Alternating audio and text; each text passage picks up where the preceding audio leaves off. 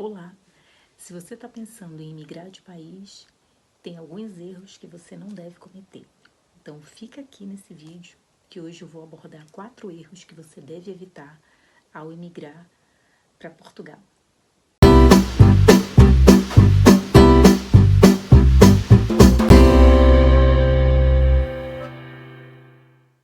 Meu nome é Anne, eu sou doutoranda em gestão de empresas aqui em Portugal, sou imigrante e esse ano eu já fiz, na verdade, 2 anos aqui em Portugal. E nesses 2 anos, algumas pessoas sempre me perguntaram como que eu fiz para mudar de país, né? Qual foi o planejamento que eu fiz, o que eu considerei em termos de planejamento. Então, eu acho que um ponto importante que a gente deve ter em conta é que mudar de país não é mudar de bairro, não é mudar de estado, não é mudar de cidade, é mudar de país. Então, eu separei 4 erros que muitas vezes a gente pode incorrer, né? Nós, brasileiros que imigramos para Portugal, a gente pode incorrer por comodismo, por ignorância, e esses erros, se evitados, eles farão com certeza uma grande diferença na qualidade da sua imigração. E aqui eu acho que o primeiro erro, né, já de início, logo, é a falta do planejamento, né? Como eu comentei agora há pouco. Você não vai mudar de cidade, você não vai mudar de bairro, você vai mudar de país. Então, eu acho que aqui o planejamento financeiro é essencial, né? Mas, ok, Anne, planejamento financeiro, mas em termos práticos é o quê? Primeira coisa, é o custo de vida do país, né? É o salário mínimo que é pago no país, o custo de vida do país, os custos que você vai ter, quais são os seus custos de moradia, quais serão os seus custos fixos, quais poderão ser os seus custos variáveis, qual é a dinâmica da sua família, você vai imigrar sozinho, você vai imigrar com família, você tem filhos pequenos, você tem filhos mais crescidos, quais são seus hábitos de consumo, né? Então isso é muito importante de você calcular, você ponderar. Quando eu imigrei, eu fiz uma previsão, né? Eu fiz um planejamento com horizonte de tempo de 3 anos. Então, em 3 anos eu sabia exatamente o que eu ia gastar, né? É claro que todo planejamento ele tem uma margem de erro, né? Todo planejamento ele tem imprevistos que podem acontecer, e até para os imprevistos você tem que ponderar o que pode acontecer, né? Então, eu planejei mês a mês os meus custos, mês a mês mesmo, durante 3 anos, né? Eu calculei esses custos para 3 anos, considerando custos de moradia, custos de alimentação, custos de transporte, custos de diversão, né? Então, assim, tenta calcular isso no pior cenário e faz uma estimativa de quanto que você precisa para viver. E um outro ponto que é importante de ser falado é que o planejamento ele não deve ser só para você saber os seus custos, né? Mas ele deve ser feito, sobretudo, para você ter dados ou ter informações que te ajudem a tomar uma melhor decisão. Por exemplo, você vai migrar para qual cidade? É para um centro urbano? É para uma cidade mais do interior? Se for num centro urbano, quais são os custos associados ao centro urbano? Normalmente o arrendamento é mais caro. Se for no interior, quais são os custos de transporte que você vai ter? Talvez não existam transportes disponíveis como você teria num centro urbano, né? Existe trabalho, existe na sua área de atuação, existe trabalho disponível. Então, o planejamento ele serve não só para você fazer estimativas, mas sobretudo para você tomar decisões, né? Decisões estratégicas que podem impactar lá na frente sobretudo se você é imigrante, a sua qualidade de vida, não só a sua qualidade de vida, mas a qualidade de vida da sua família.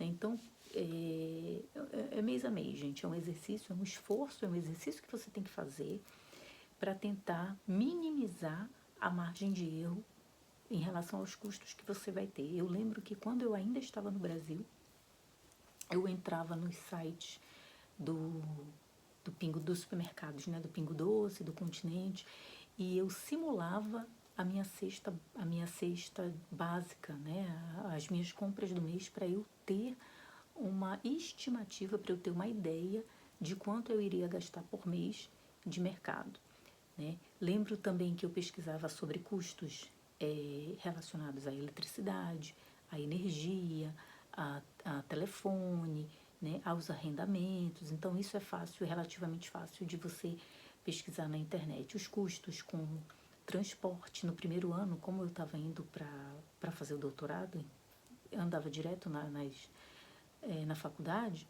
eu usava muito transporte público. Andava de metrô, andava principalmente de trem, né? Então foram custos que eu calculei, porque para mim no primeiro ano eram custos que eu teria, eram custos certos, né? Depois eu passei a ter custos também de combustível com aquisição de automóvel. Então, assim, você tem que pensar em todos os detalhes. Você não pode ter preguiça de fazer o seu planejamento financeiro, né? Sobretudo se você tiver uma família, você vai estar mudando de país. Então, quanto mais tempo você investir no seu planejamento financeiro,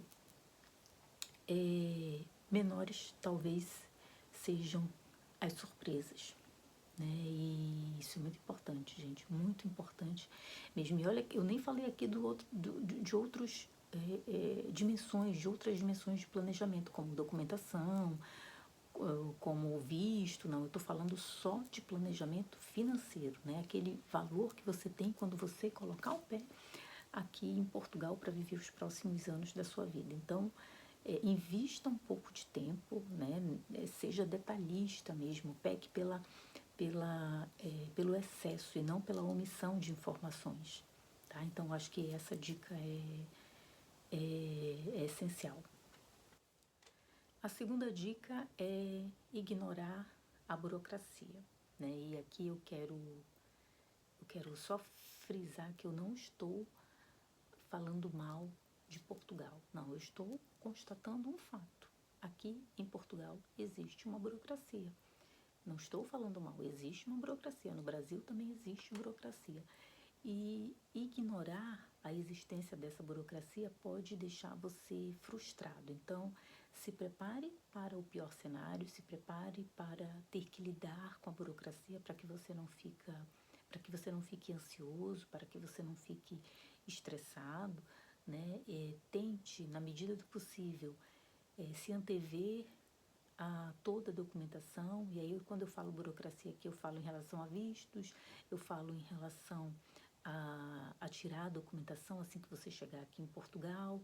Muitas vezes acontece de você ir num órgão, um atendente lhe dizer uma coisa e no outro dia outro atendente lhe dizer outra coisa. Então, às vezes as informações dos sites não são aquelas que são pedidas quando você chega no órgão público, e isso até no Brasil acontece, né? Outra coisa, a digitalização aqui em Portugal, não são todos os órgãos que têm serviços totalmente digitalizados. Alguns órgãos você já consegue fazer o agendamento pela internet para o atendimento.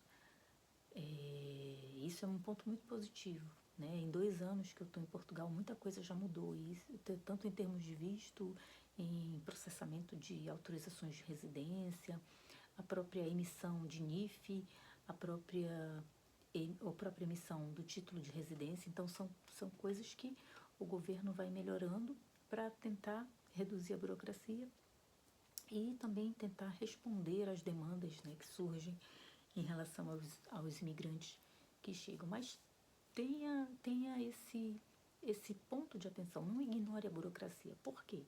Porque se você fez um planejamento e você não teve em conta, né? Você não levou em consideração que pode existir uma burocracia, pode ser que aquele seu planejamento leve mais tempo do que o previsto. Por exemplo, né, você quer fazer um reagrupamento. Você quer fazer um reagrupamento familiar.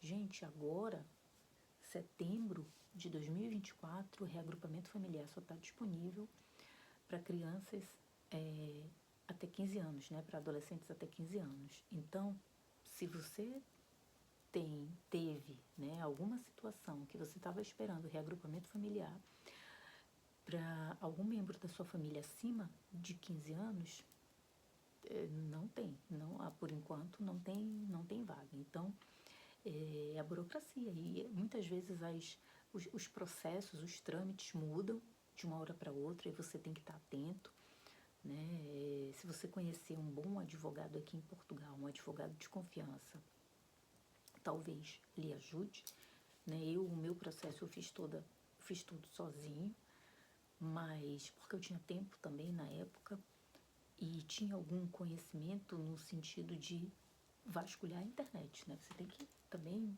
buscar a internet, assim. Não confie só no que você encontra no YouTube, não confie só no que você encontra nos influenciadores, né? Tem muita gente que está aqui só para ganhar dinheiro e não para passar informação de qualidade. E muitas vezes as informações que vocês veem aqui no YouTube são deturpadas. Eu mesma já vi informações deturpadas em relação à revalidação de diploma. Eu revalidei meus diplomas aqui em Portugal sem consultoria e sem assessoria, apenas seguindo as informações dos sites. Então não precisa necessariamente você contratar uma empresa para isso, não. O que acontece é que muitas vezes as pessoas não têm tempo para fazer isso, ou não têm disposição para entender como é o processo e acabam procurando empresas para isso, né? Mas se prepare para uma certa burocracia, né? Então não ignore a burocracia, porque isso pode gerar estresse, frustração e ansiedade, que são coisas que estão, né, por situações que estão fora ali do seu controle e você às vezes não tem o que fazer, é só esperar, como os portugueses dizem aqui. É como é, né? As coisas são como são. Então, não ignore a burocracia. Um terceiro erro que eu vejo muitos conterrâneos aqui em Portugal cometerem é não investir no aprendizado do idioma, né? Ah, mas como assim? Vocês falam português, vocês falam a mesma língua. Falamos a língua portuguesa, é verdade. Mas quando nós chegamos aqui em Portugal, nós brasileiros descobrimos que nós falamos brasileiro, né? E tem algumas diferenças que são importantes. Então não caia no erro de pensar, como alguns brasileiros eu já vi, alguns brasileiros falarem, eu vou falar como eu falo no Brasil. No Brasil. Não, gente. Aqui não é o Brasil, né? Você tem que falar português de Portugal. Se você fosse para a Alemanha, você ia ter que falar alemão. Se você fosse para os Estados Unidos, você teria que falar inglês. Se você fosse para o Japão, eu falo migrar, né? Se você fosse migrar para o Japão, você teria que aprender o japonês. Então, se você decidiu vir para Portugal, invista no aprendizado do idioma, né? Então, palavras que no Brasil são comuns, aqui podem não ser, ou podem ser diferentes, ou podem ser usados em contextos diferentes. Por exemplo, planejamento, que é uma palavra que eu já falei bastante algumas vezes nesse vídeo. Planejamento aqui em Portugal é planeamento, né? Registro no Brasil, aqui é registro, sem o R. Então, invista no aprendizado do idioma, né? Isso vai fazer com que você se faça entender, né? Os portugueses vão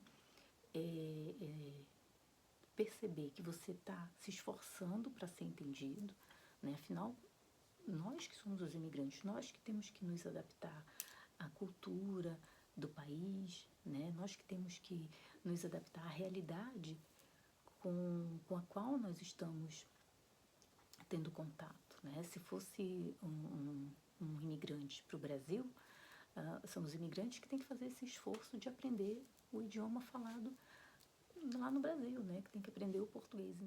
Então aqui é a mesma coisa, né? Aprenda as expressões, não se espante com algumas expressões que tem aqui, né? Apesar de às vezes algumas expressões aos nossos ouvidos brasileiros serem diferentes, mas pronto, para eles é normal. E o quarto erro, né, que a gente deve evitar é não se preparar para o clima, né, ou ter em conta o clima. Portugal tem um clima temperado, né, eu não sou especialista nessa parte, mas eu vim de uma região muito quente e úmida do Brasil, né, eu vim do norte. Então, do norte a gente nem tem roupa de frio, a gente nem usa bota, né? Bota, se alguém usar, é assim uma exceção da exceção. E eu não comprei roupa de frio no Brasil.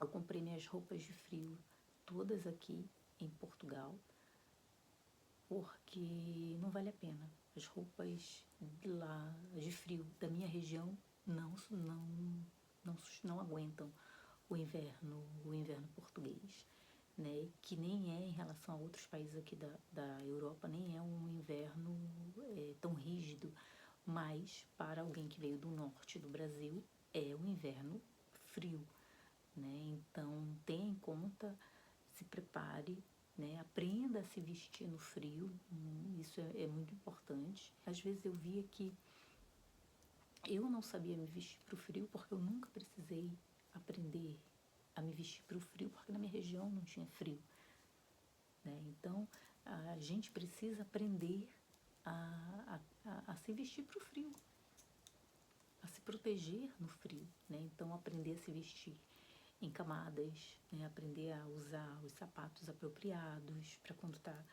no outono mais chuvoso, para quando você vai sair para um lugar que tem neve, né? Que aqui também não é assim em todo lugar.